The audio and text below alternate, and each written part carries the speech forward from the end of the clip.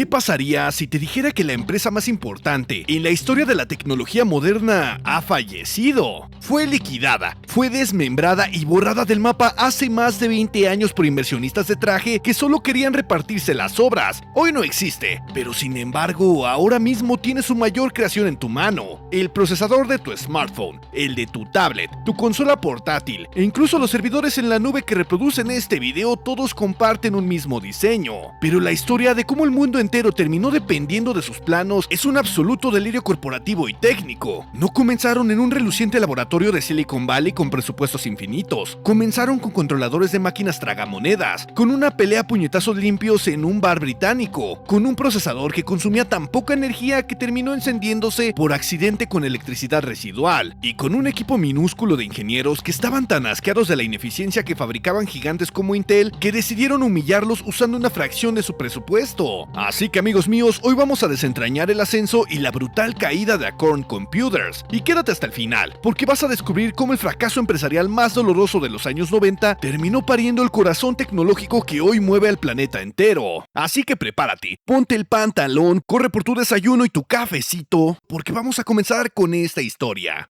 Espera un momento, ¿quieres conseguir tu Windows y tu Office totalmente legal y a un precio realmente bajo? Pues aquí te traigo el mejor sitio confiable donde puedes comprar tu licencia tanto para Office como para Windows, y también si los quieres comprar en paquete, ¿por qué no?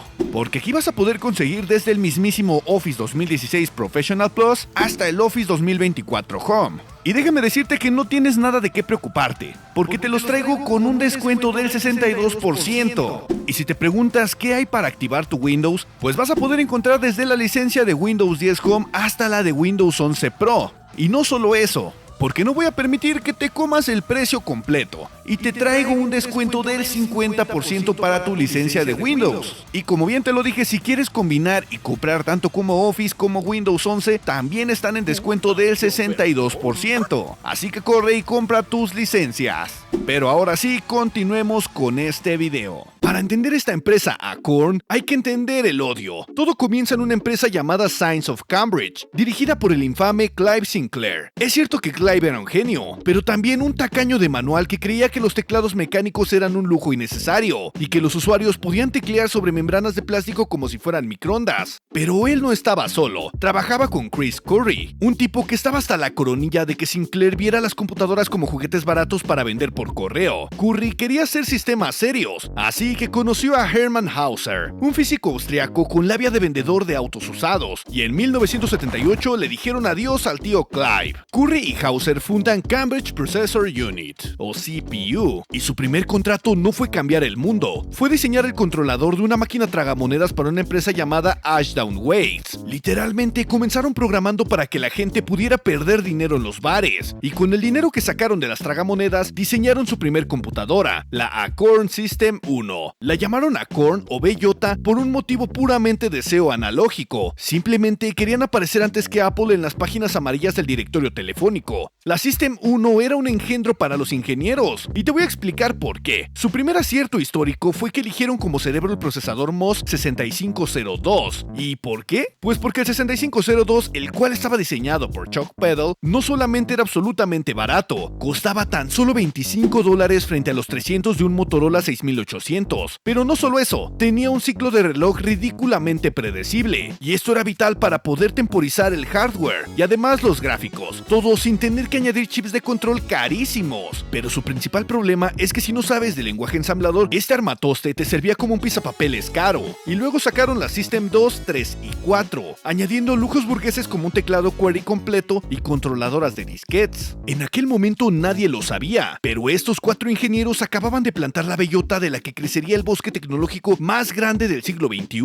Y viendo que el mercado doméstico estaba explotando, Acorn lanza la Acorn Atom, y esta ya venía en una carcasa de plástico con el teclado integrado. Y déjame decirte que fue un éxito, pero hay que poner en contexto. En los años 80, el Reino Unido era el mismísimo salvaje oeste del silicio. Tenías el mercado inundado de microcomputadoras, el Oric 1 intentando no incendiarse, el Dragon 32 clonando descaradamente la arquitectura americana, la Commodore metiendo a la VIC 20 por la la garganta de todos y por supuesto teníamos a Clive Sinclair lanzando la ZX80, robándoles el mercado pero con una máquina inferior y absolutamente barata. Todo el mundo quería un trozo del pastel y además la tensión entre Sinclair y Curry escaló a niveles absurdos, culminando a finales del año en el Baron of Beef, un bar en Cambridge en el cual discutieron sobre una campaña publicitaria de Sinclair que atacaba indirectamente a Acorn. Curry y Sinclair empezaron a gritarse, pero la cosa terminó con Curry dándole un puñetazo a Sinclair. Aquí no había nada de demandas civiles o comunicados de prensa, eran golpes limpios en un bar, pues de cierto modo así se resolvían los cuellos de botella logísticos en los 80. Pero recordemos otra cosa, la BBC de Londres, en un ataque de responsabilidad pública, decide lanzar un proyecto de alfabetización informática. Querían una computadora estándar para todas las escuelas de Reino Unido. Sinclair fue a presentar su New Brain, pero la BBC lo rechazó, y entonces Acorn vio la oportunidad de llevarse el contrato del siglo con un concepto llamado el Proton. Pero esto tenía un pequeño problema. Al más puro estilo de Microsoft con IBM, el Proton no existía. Era un concepto en un papel. Hermann Hauser llamó a la BBC y les dijo: claro, tenemos un prototipo funcional, vengan a verlo el viernes. Pero lo bueno es que aún era lunes. Hauser reunió a sus dos ingenieros estrella, Sophie Wilson, una de las mentes más brillantes de la informática, y a Steve Forber. Les dijo que tenían 4 días para construir la computadora desde cero, por lo que Wilson y Forber no durmieron nada. Se pasaron días soldando cables y depurando placas lógicas a mano. Cuando los ejecutivos de traje de la BBC llegaron, encendieron el prototipo y arrancó a la primera. El sistema operativo ni siquiera estaba terminado, pero el sistema funcionaba lo suficiente para solamente engañarlos. Y así, amigos míos, es como nació la BBC Micro,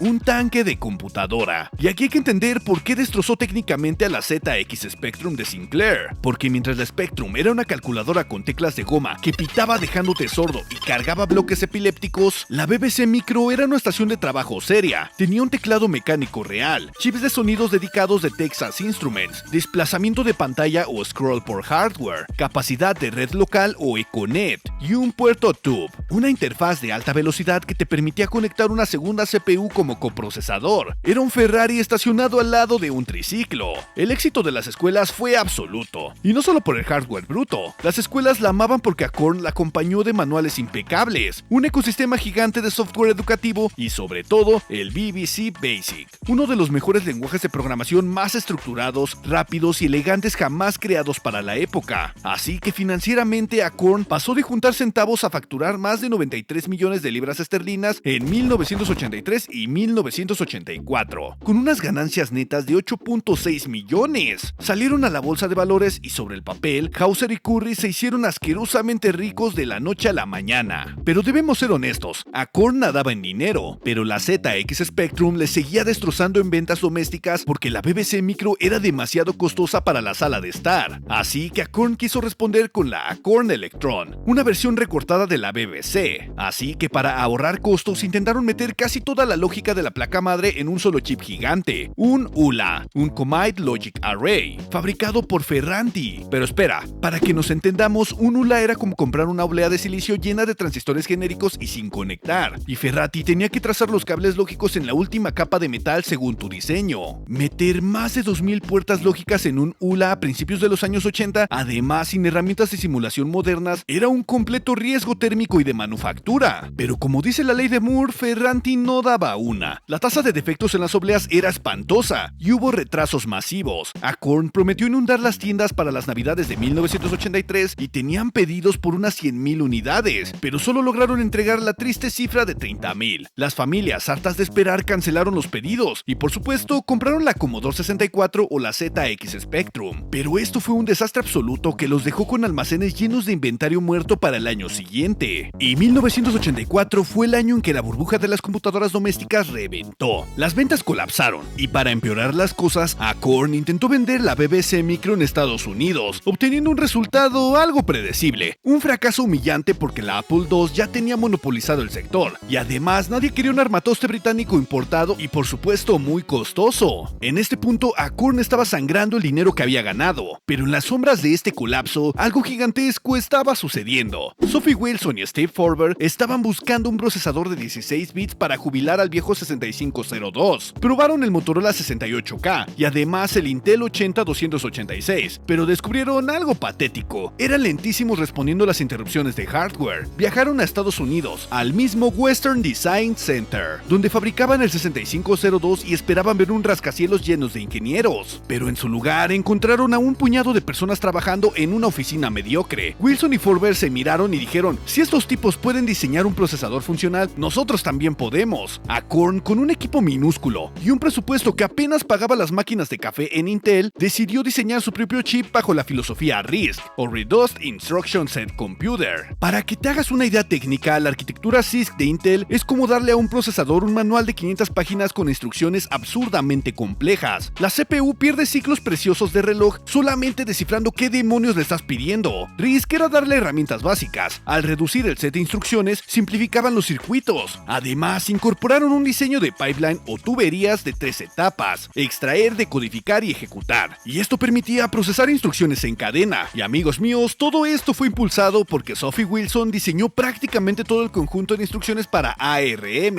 y lo hizo directamente en su cabeza. Así arranca oficialmente el proyecto de Acorn RISC Machine, o también conocido como ARM.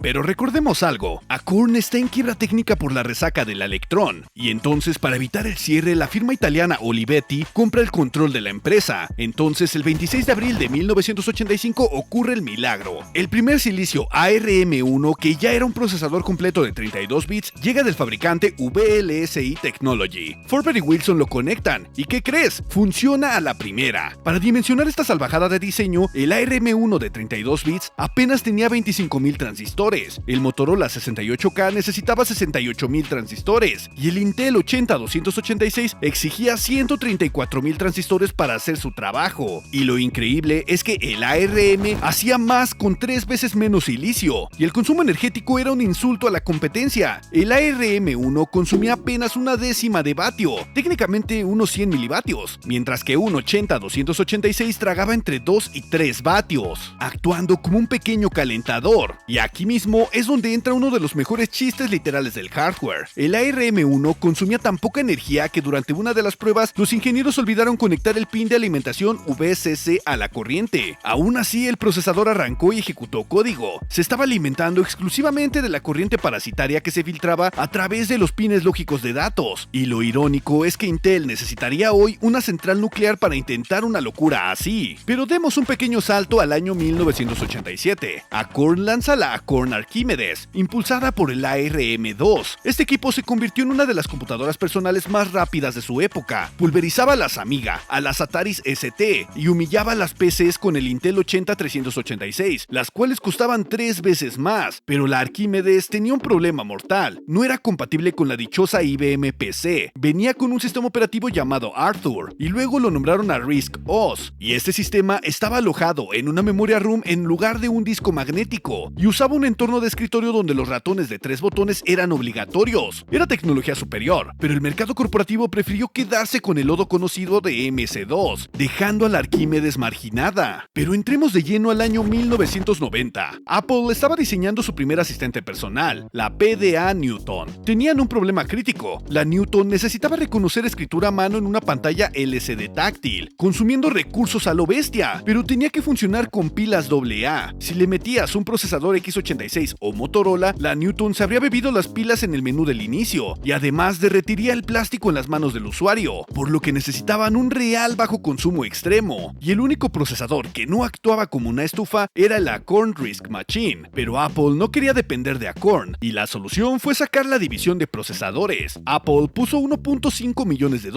VLSI puso las herramientas, y Acorn puso a los dos ingenieros y los diseños. Y así, amigos míos, se fundó la independiente y rebautizada Advanced RISC Machines Ltd, o también conocida como ARM. Hermann Hauser y Olivetti aceptaron pensando en liquidez rápida, pero aquí ARM hizo el camino de paradigma más brutal de la industria. Decidieron que no iban a fabricar procesadores, se volvieron fabless, o también conocidos como sin fábrica. En lugar de pelearse con el silicio físico, decidieron licenciar el diseño. Literalmente vendían el PDF con los planos lógicos para que otros imprimieran el chip. No vendían el hardware, vendían la propiedad intelectual. Pero esto mismo nos arrastra a los 90 y a 1994. El primer chip que diseñó la nueva empresa fue el ARM6, y este fue a parar directamente a las tripas de la Apple Newton. Aunque Newton fue un fracaso comercial estrepitoso por razones ajenas a la CPU, como su precio ridículamente caro y un reconocimiento de escritura que al inicio entendía lo que le daba la gana, La arquitectura ARM llamó la atención de un gigante, Texas Instruments. Licenció la tecnología y comenzó a suministrar varios chips a fabricantes, incluyendo a la empresa finlandesa Nokia para meter un núcleo ARM en teléfonos celulares GSM, teléfonos como el icónico Nokia 6110, por lo que ARM comenzó a expandirse a decenas de fabricantes y se convirtió rápidamente en el referente indiscutible del bajo consumo.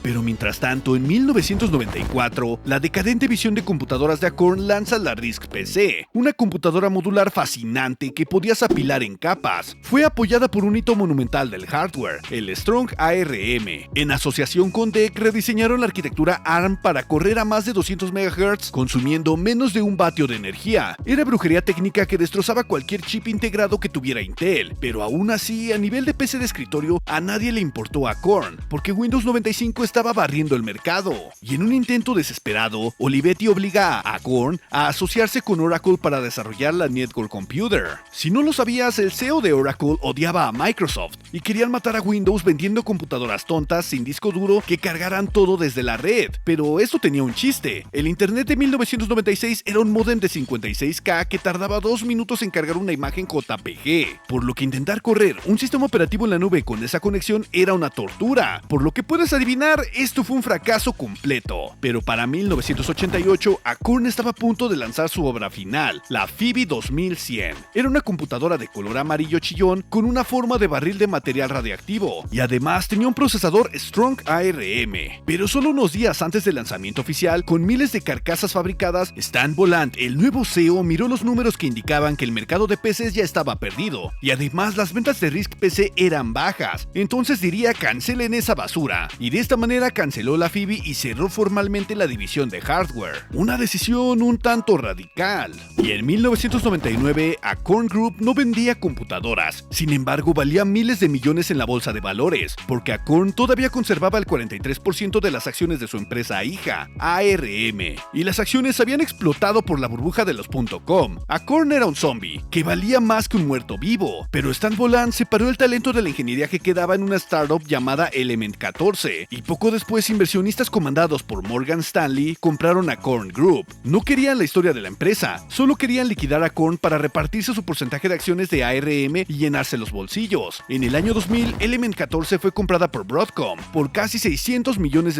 y desmantelada. Y por cierto, RISC-OS se negó a morir, se volvió de código abierto, y al día de hoy sigue existiendo de forma nativa en las placas Raspberry Pi. Pero al final, el destino de Acorn Computers es una de las crueles ironías que a veces nos deja la industria. Acorn murió destripada en Wall Street, devorada no por sus fracasos, sino por el incalculable valor de su mayor creación. Intel años más tarde intentó competir en el mercado móvil comprando la división Strong ARM para hacer sus chips X-Scale y luego lanzando la familia Atom, pero fracasaron tan miserablemente que terminaron abandonando ese mercado. Y lo irónico es que resulta que el futuro no necesitaba más megahertz, necesitaba menos enchufes, porque Acorn Computers no supo ganar el juego de los negocios, los trajes corporativos y la compatibilidad masiva, pero a nivel de ingeniería pura ganaron la eternidad. La inmensa mayoría de la tecnología que hoy toca nuestras manos respira gracias a ellos. ARM terminó superando ampliamente x86 en volumen de procesadores, escalando desde dar vida a los SoCs de Qualcomm o Samsung en los teléfonos, hasta las computadoras más punteras del planeta. Y además Apple, que los ayudó a independizarse en los años 1990, terminó abandonando a Intel para meter chips ARM en todas sus computadoras con la familia Apple Silicon.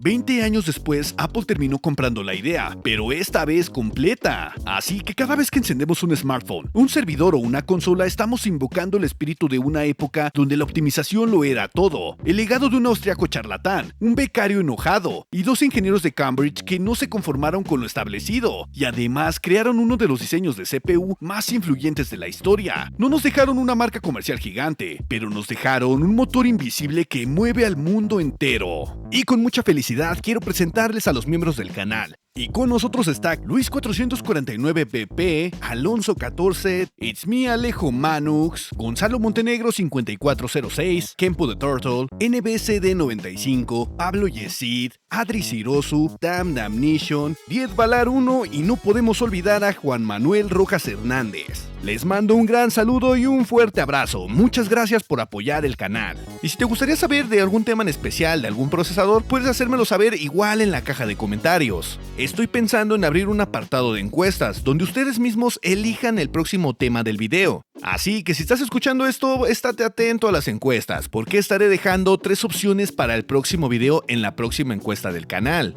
Te invito a darle like al Hyper y a suscribirte. También a seguirme en mis redes sociales, las cuales estarás viendo en pantalla. Y si quieres apoyarme con un super, claro que puedes hacerlo. Te dejo en pantalla cómo hacerlo. Así que yo soy Alan, el gamer desempleado, y nos veremos en el próximo capítulo.